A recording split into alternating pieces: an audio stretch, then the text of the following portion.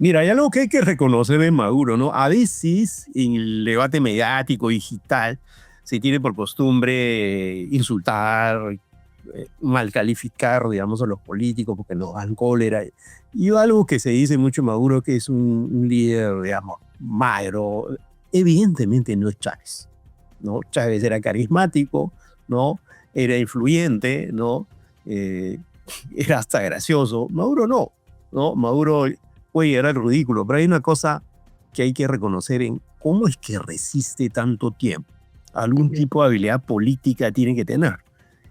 Creo que en parte eso ocurre porque el aparato militar está con él, es favorecido por su gobierno, ¿no? Por esta autocracia que además tiene muy serio viso de corrupción y cuando se le antes al forma vamos a ver lo que vamos a encontrar.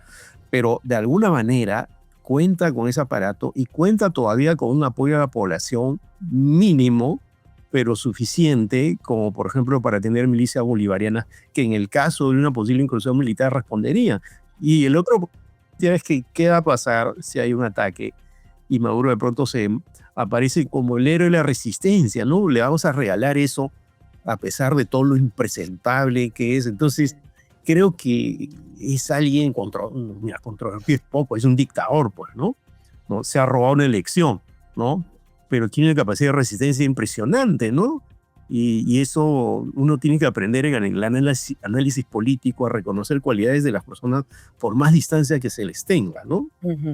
Claro, y esta capacidad de resistencia muchos la atribuyen también precisamente a lo que nombrabas, ¿no? De quienes está rodeado, como por ejemplo Cuba, que estarían protegiéndolo o obligándolo a permanecer en el poder. Y ahí va la siguiente interrogante. ¿Cuál va a ser o cómo ves el desenvolvimiento de sus aliados, de Rusia, de China, de Irán, para este año?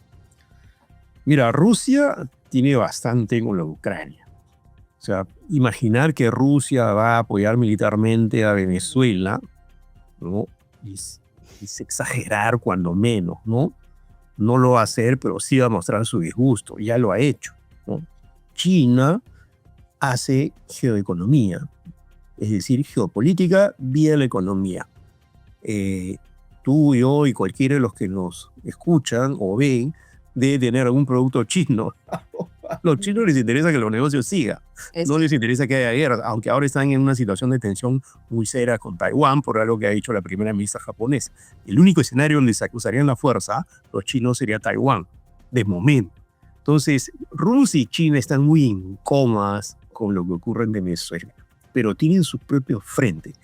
Irán también tiene sus propios problemas. Hay una crisis económica muy seria en Irán. Justo hace unos minutos vi una noticia, ¿no?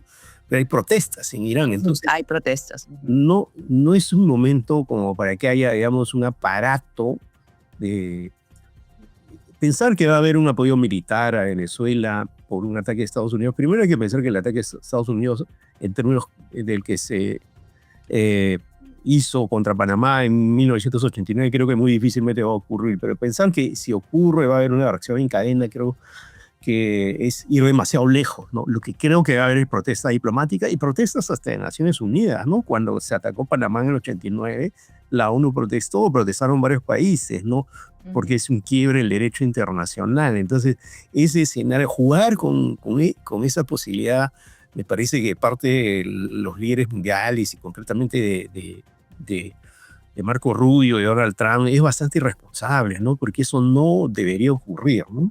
Ujú. Y mientras permanece el panorama así, ¿no? En medio de presión, que Maduro resiste, que no sale, que se abren las puertas ahora a que sí no se deja de tener el escenario de la negociación, ¿cómo es que ves el perfil o cómo cambia la vida también de los venezolanos? Porque el tema de la migración se sigue presentando. Imagínate que haya un ataque de mayor calado, porque ataques ya ha habido contra lanchas y ahora presuntamente sobre un puerto, El muelle. Ujú. ¿no? Un muelle que podría incluso producirse una nueva explosión migratoria, ¿no? Ese sería un riesgo adicional, ¿no?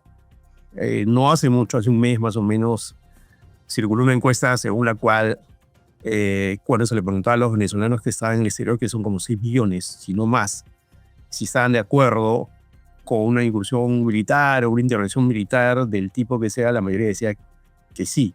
se le preguntaba, los de adentro decían que no, ¿no? Porque obviamente que se produzca eso en tu país eh, puede ocasionar una tragedia humanitaria sobre los problemas muy serios que hay. La tragedia humanitaria en Venezuela ya tiene varios años, se ha morigerado un poco en los últimos meses o años, porque hay cierta mejoría económica mínima, pero Ujú. lo vive bien, vive pésimo.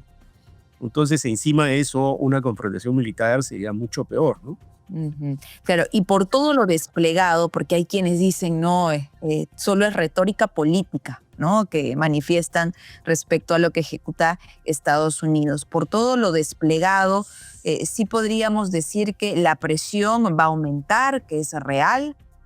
Mira, coincidiendo con El Orden Mundial, que es un portal de internacionalistas jóvenes españoles que yo siempre consulto, ahí en un artículo se dice con mucha lucidez, Trump no va a salir de esto sin conseguir algo, Ajá. ¿no? Y el problema es que se ha metido en un laberinto, ¿no? El cual no puede salir sin conseguir algo.